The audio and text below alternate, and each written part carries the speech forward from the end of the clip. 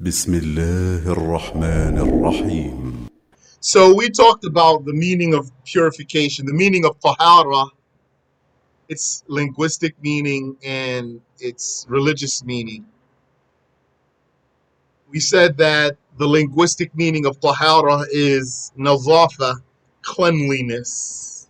And we said that religiously, purification is four things. Four things that essentially go back to two things. Fundamentally, purification is two things: رفع الحدث وإزالة النجس, lifting the religious impurity and removing the physical filth. But there's two more things: أو ما في معناهما, or what replaces either of those first two. أو على صورتهما, or what has their appearance. So give me something that replaces one of the first two essential cases of purification. We mentioned a number of them. Give me something that replaces wiping for istinja. That's correct. Tayammum. That's correct. What does wiping for istinja replace? You said it replaces using water. Uh, Wait, though. Here we said purification is four things: lifting impurity, removing filth, whatever replaces them or has their appearance. So out of these four things here, what does wiping for istinja replace? You said removing impurity. That's incorrect. Removing religious impurity, that's an incorrect answer. Wiping while making istinja, others gave the correct answer. It replaces removing filth. When you make istinja by water, you remove all the najasa. But when you make istinja by wiping, you leave a trace of najasa. However, it's permissible to leave that trace and not remove it. So then you didn't remove the filth. So what did you do? You did something that replaces removing the filth. Also, something else that replaces one of the original two, tayammum. That's a correct answer. What does tayammum replace? What does tayammum replace? Said lifting impurity. That's correct. But now give me more detail. What more exactly does tayammum replace? You said it enables you to pray, but that's not really answering what it replaces, though. It replaces both ritual impurity.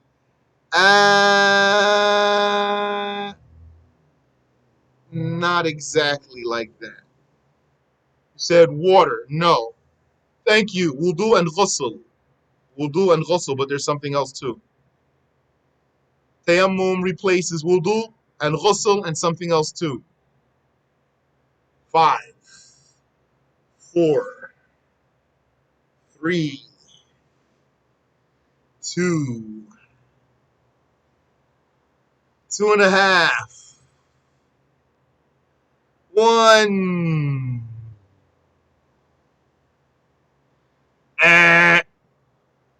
Also, tayammum replaces washing an organ. Tayammum replaces three things. Replaces wudu and ghusl and washing an organ. Like if you had a cast on your foot or your arm or your head. Okay.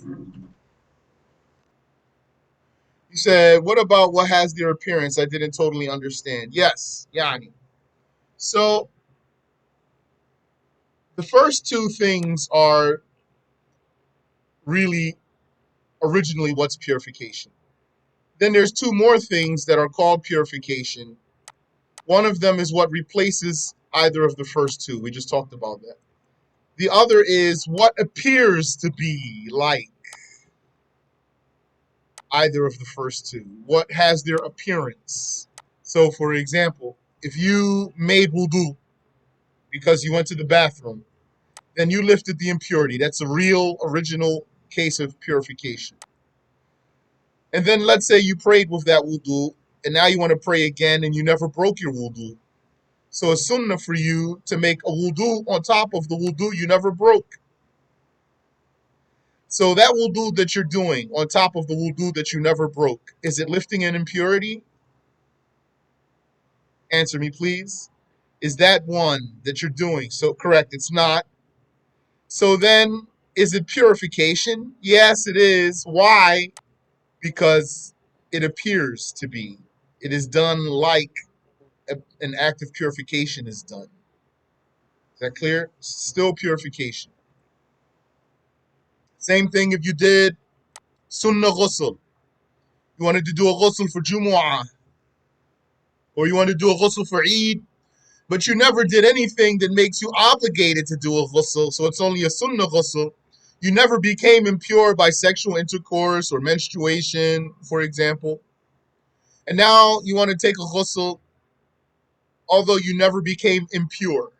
So that ghusl is not lifting any impurity because you never became impure. So is that ghusl purification? Yes, it is.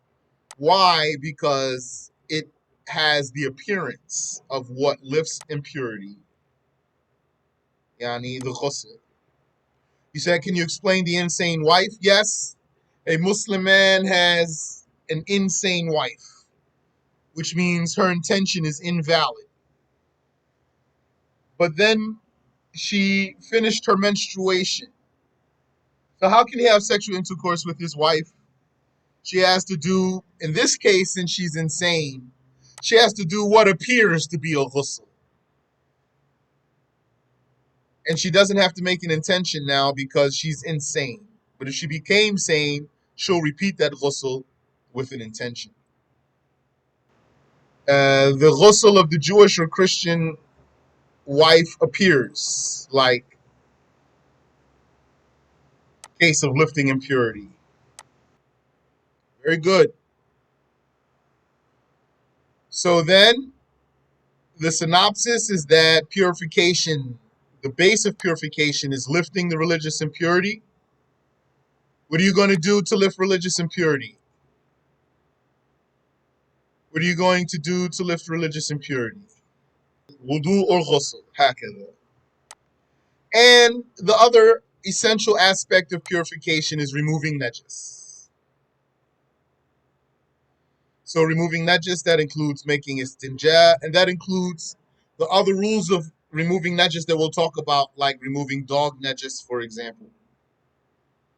Then also we talked about the instruments of purification.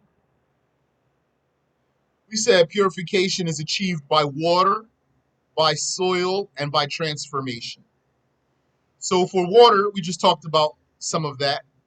Yani, you're going to use water to lift the impurity by making wudu or ghusl. And you're going to use water to remove the najis, filth. Soil, what are you going to use soil for? Tayammum. And what else? Correct. Removing filth of a dog or a pig. Correct. So we'll come back and talk about transformation. Let's not stop there for now. So there, your purification is achieved by these ways: water, soil, and transformation. And we said water is the tool for removing filth and lifting impurity, not fire, not sun, not wind. Like if there was najis on the ground and then the sun came out and the wind blew, but there was no rain. And then there was no trace of najasa left on the ground. How do you judge that spot? Tell me, how do you judge that spot? There was najasa on the ground outside. Then the sun came out and shined on that spot, and the wind came and blew around. And then you couldn't detect any najis there anymore, but it never rained. So how are you going to judge that spot as najis? Correct.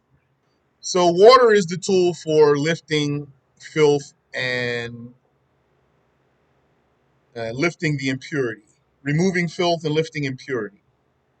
We gave ayah from the Quran about it. We gave a hadith of the Prophet sallallahu alaihi wasallam about it. And we talked about some cases. Let's see, what did we say? So, if you don't have water, then what are you going to do? If you don't have water, you make tayammum. Correct. If you don't have soil, what are you going to do? And you don't have water. You don't have water and you don't have soil. What are you going to do? Pray and make it up. Correct. You pray as you are to honor the time, and then you have to make it up. That's correct. Good. Barakallahu fikum. Correct answers are very encouraging to the teacher. They should be encouraging to you too.